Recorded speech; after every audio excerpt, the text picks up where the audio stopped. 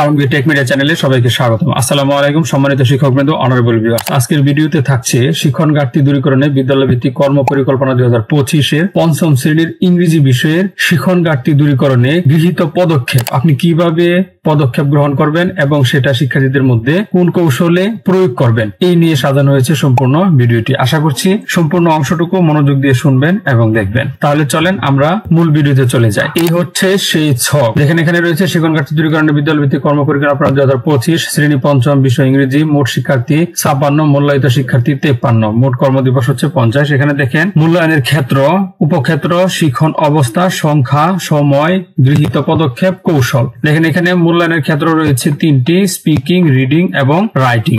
এখানে দেখেন মূল্যায়নের ক্ষেত্র স্পিকিং। এই স্পিকিং এর উপক্ষেত্র হচ্ছে ইন্ট্রোডিউস ইউরসেলফ। এখানে শিক্ষণ অবস্থা অর্থাৎ রেসপন্স নেই আমার এই 53 জন শিক্ষার্থীর মধ্যে 33 জনের রেসপন্স নেই। সময় এই 33 জন শিক্ষার্থীর জন্য 5 দিন সময়। এই 5 দিনের মধ্যে আমি এই 33 জন শিক্ষার্থীর শিক্ষণ ঘাটতি দূর করে নেয় এই গৃহীত পদক্ষেপটা গ্রহণ করব এবং কৌশলগুলো হচ্ছে এই। তো গৃহীত পদক্ষেপটা কি? পাঠের শুরুতে বা শেষে একটি করে বাক্য শেখানো হবে যা নিজের পরিচয়ের সাথে সম্পর্কিত। আমি প্রথমে নিজের পরিচয় দিয়ে একটি নমুনা উপস্থাপন করব। পরিচয়ে ব্যবহৃত সাধারণ শব্দ ও বাক্যের অর্থ বোর্ডে লিখে দেব। পরিচয় দেওয়ার জন্য একটি সহজ কাঠামো তৈরি করব, যেমন my name is ...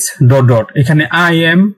years old. তো এইভাবে এই কাজগুলো আপনারাও করতে পারেন। যদি আপনাদের মনে হয় যে এটা করবেন তাহলে এইভাবে করবেন, আর যদি এখানে সংযোজন বিয়োজন প্রয়োজন হয় তাহলে আপনি সংযোজন বিয়োজন করতে পারবেন। তারপরে দেখেন নাম, বয়স, শ্রেণী ইত্যাদির জন্য ফ্ল্যাশ কার্ড ব্যবহার করে পরিচয় অনুশীলন করাবো। শিক্ষার্থীদের জোড়ায় জোড়ায় একে অপরকে পরিচয় দিতে চর্চা করাবো। আমি ইন্টারভিউয়ার অর্থাৎ আমি ইন্টারভিউ নিব, সেই বিষয়টা ইন্টারভিউর মাধ্যমে তাদেরকে একটু যাচাই করে নিব আর কি। নাটকের মতো উপস্থাপন করা হবে, নাটকীয় পরিবেশ তৈরি করবো আর কি। শিক্ষার্থীদের বাড়ি থেকে নাম, বয়স, ঠিকানা, পছন্দের রং, খাবার ইত্যাদি নিয়ে একটি চার্ট তৈরি করে আনতে বলবো। এই ক্ষেত্রে কৌশলটা হচ্ছে pair work, role play, games, flash card. এগুলো এই কৌশল এবং এই গৃহীত পরিকল্পনার মাধ্যমে আমি 5 দিন সময় নিয়ে 33 জন শিক্ষার্থীর এই যে উপক্ষেত্র ইন্ট্রোডিউস ইউরসেলফ এর শিক্ষণ ঘাটতি দূরীকরণে সর্বোচ্চ সহযোগিতা করার চেষ্টা করবো। আর আমি আশা করি এভাবে যদি করি তাহলে শিক্ষার্থীরা উপকৃত হবে ইনশাল্লাহ। এখন আসি রিডিং এর বেলায়। দেখেন রিডিং এর বেলায় উপক্ষেত্র হচ্ছে 2টি। 2 এর রিড অ্যালাউড টেক্সট। এখানে আমার 53 জন শিক্ষার্থীর মধ্যে রেসপন্স করেনি হচ্ছে 20 জন। এই 20 জনের জন্য 5 দিন সময় নিব। আর গৃহীত পদক্ষেপ হচ্ছে এটি। আর এখানে কৌশল হচ্ছে এই কৌশল গ্রহণ করব। এই কৌশল গ্রহণ করে এই যে গৃহীত পদক্ষেপটা, এই গৃহীত পদক্ষেপটা দেখেন চিত্র সহ শব্দ কার্ড ব্যবহার করে পরিচিত শব্দ শেখাবো। আমি ধীরে ধীরে স্পষ্ট উচ্চারণে পাঠ পড়ে শোনাবো এবং শিক্ষার্থীদের অনুসরণ করতে বলবো। আমি ও শিক্ষার্থী একসাথে পাঠ পড়বো। ছোট ছোট সহজ বাক্য দিয়ে পড়ার অনুশীলন করাবো। একজন শিক্ষার্থীকে একা করে ধীরে ধীরে পড়তে বলবো। একে অপরকে জোড়া করে অপরের সাথে পড়ার অনুশীলন করাবো। শিক্ষার্থীর পড়া মোবাইলে রেকর্ড করে তা আবার শিক্ষার্থীকে শোনাবো। ইংরেজি ছড়া বা গান ব্যবহার করে শব্দ উচ্চারণ শেখাবো। প্রতিদিন 5-7 মিনিট করে রিড অ্যালাউড সেশন রাখবো। শিক্ষার্থীর আগ্রহ ও আত্মবিশ্বাস বাড়ানোর জন্য ভালোভাবে পড়লে প্রশংসা এবং ছোট পুরস্কার দিব। এখানে রেকর্ড করে শোনানোর উদ্দেশ্য হচ্ছে সে যেন বুঝতে পারে সে কেমন পড়তে পারছে, সে এই ক্ষেত্রে আরো বেশি ভালো করার সুযোগ পাবে। তো এই ক্ষেত্রে কৌশল হচ্ছে group work, pair work, echo reading, games, তারপর হচ্ছে সেন্টেন্স পাজল গেমস, তারপরে রিড এন্ড ফাইন্ড গেম। তো এই কৌশলগুলো এবং এই পদক্ষেপ গ্রহণ করে আমি এই যে উপক্ষেত্রটা রিড অ্যালাউড টেক্সট, এটা যদি করি তাহলে আশা করি আমার শিক্ষার্থীরা অনেক বেশি উপকৃত হবে এবং আপনিও এটা করতে পারেন। তারপরে রিডিং এর ক্ষেত্রে দ্বিতীয় যে উপক্ষেত্রটা হচ্ছে সেটা হচ্ছে reading with understanding, answering question. এখানে রেসপন্স করেনি 53 জন থেকে 30 জন। তো এই 30 জনের জন্য গৃহীত পদক্ষেপ হচ্ছে এটা, আর কৌশলগুলো হচ্ছে এই। তো গৃহীত পদক্ষেপটা কি? গৃহীত পদক্ষেপটা হচ্ছে গুরুত্বপূর্ণ শব্দগুলোর অর্থ চিত্র সহ বোঝাবো। প্রতিদিন পাঠ থেকে 5টি করে শব্দের অর্থ শেখাবো। ছোট ছোট অনুচ্ছেদ ভাগ করে প্রতিটি অংশ পড়ে তাৎক্ষণিকভাবে আলোচনা করব। পাঠ্যাংশে প্রয়োজনীয় শব্দ, বাক্য বা তথ্য হাইলাইট করতে শেখাবো। পাঠ্যাংশের বিষয়বস্তু বোঝাতে ছবি বা চিত্র ব্যবহার করব। প্রথমে আমি প্রশ্ন পড়ে উত্তর দেব, পরে শিক্ষার্থীদের দিয়ে অনুশীলন করাবো। প্রশ্নগুলো সহজ ভাষায় ব্যাখ্যা করে দেব।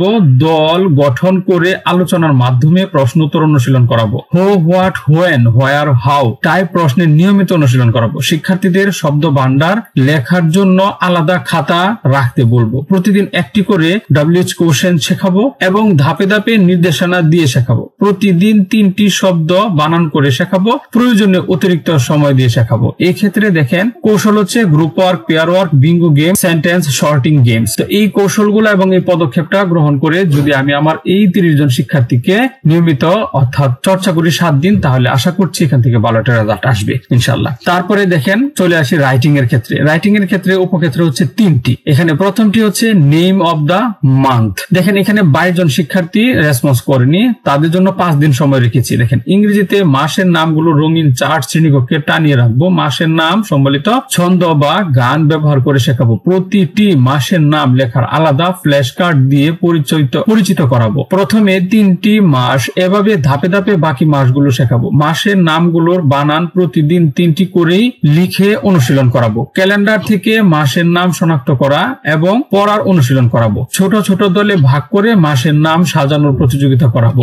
হুইচ মান্থ কামস আফটার, তারপর হচ্ছে হাউ মেনি মান্থ আর দেয়ার। এই টাইপের প্রশ্ন করব। সঠিকভাবে মাসের নাম বলতে পারলে ভাবা দেব এবং ছোট পুরস্কার দিয়ে তাদেরকে উৎসাহিত করব। এই ক্ষেত্রে দেখেন যে কৌশলটা হচ্ছে group work, pair work, matching game, flash card. তো এই কৌশল এবং এই পদক্ষেপ গ্রহণ করলে আশা করি তারা এই অংশটুকু থেকে বেরিয়ে আসতে পারবে এবং এটা পারবে। তারপরের যেটা রয়েছে সেটা হচ্ছে মেকিং সেন্টেন্স। এখানে রেসপন্স করেনি 35 জন। 35 জন শিক্ষার্থীর জন্য গৃহীত পদক্ষেপ হচ্ছে এই একটি চিত্র দেখে সেই অনুযায়ী সহজ বাক্য গঠন করতে শেখাবো। এক বা একাধিক শব্দ দিয়ে বাক্য তৈরি করার চর্চা করাবো। ভুলভাবে সঠিক বাক্য দিয়ে শিক্ষার্থীদের দিয়ে সেটা সংশোধন করাবো। তারপরে হচ্ছে শব্দ ও বাক্যের অংশ যেমন সাবজেক্ট, ভার্ব, অবজেক্ট মিলিয়ে বাক্য গঠন করাবো।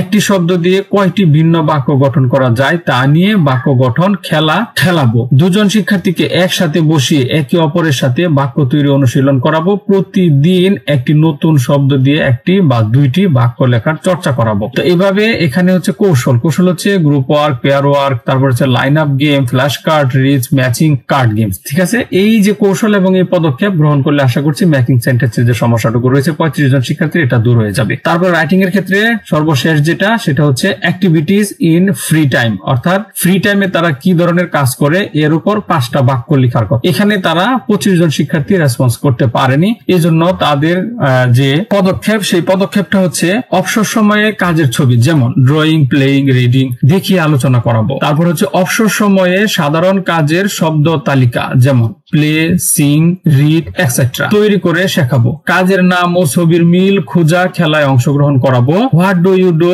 ইন ইউর ফ্রি টাইম, অর্থাৎ তুমি তোমার ফ্রি টাইমে অবসর সময়ে তুমি কি করো এর উত্তর শিক্ষার্থীদেরকে দিয়ে বলাবো। একটি ছবি দেখে শিক্ষার্থীরা বলবে ছবির মানুষটি কি করছে। ছোট দলে ভাগ করে ফ্রি টাইম অ্যাক্টিভিটিস নিয়ে আলোচনা করব। শেখানো কাজগুলো নিয়ে আই রিড স্টোরি বুকস টাইপের বাক্য গঠন করাবো। শিক্ষার্থীরা তাদের অবসর সময় কি করে তা 2 বা 3 বাক্যে লিখতে বলবো। সঠিক উত্তর দিতে পারলে ভাবাও ছোট পুরস্কার দেওয়ার ব্যবস্থা করব। এখানে দেখেন কৌশল হচ্ছে গ্রুপ ওয়ার্ক, পেয়ার ওয়ার্ক। তো এই যে কৌশল এবং এই যে পদক্ষেপ আশা করি এই কৌশল এবং এই পদক্ষেপটা গ্রহণ করলে আমার এই শিক্ষার্থী যে 25 জন রয়েছে 5 দিনের মধ্যে অ্যাক্টিভিটিস ইন ফ্রি টাইমস নিয়ে 5টি সেন্টেন্স তৈরি করতে পারবে এবং আরো অনেকগুলো সেন্টেন্স তৈরি করতে পারবে। আর এই কাজটুকু সম্পূর্ণ করে দেন আমরা নিচে বিষয় শিক্ষকের স্বাক্ষর এবং প্রধান শিক্ষকের স্বাক্ষর দিয়ে সংরক্ষণ করে রাখবো। তো আশা করছি 5ম শ্রেণীর শিক্ষার্থীদের শিক্ষণ ঘাটতি দূরীকরণে যে কর্মপরিকল্পনা প্রণয়ন করার কথা আমরা এখান থেকে একটা ধারণা নিয়েছি। আপনি এখানে সংযোজন বিয়োজন দুইটাই করতে পারবেন। তো এই ছিল আজকের ভিডিও। আশা করছি ভিডিওটা আপনার ভালো লেগেছে। যদি ভালো লেগে থাকে তাহলে লাইক করবেন, কমেন্টস করবেন, মূল্যবান মতামত জানাতে ভুলবেন না। ভিডিওটি শেয়ার করে অন্যকে দেখার সুযোগ করে দেবেন। ভালো থাকবেন, সুস্থ থাকবেন এবং নিরাপদে থাকবেন। ধন্যবাদ সবাইকে।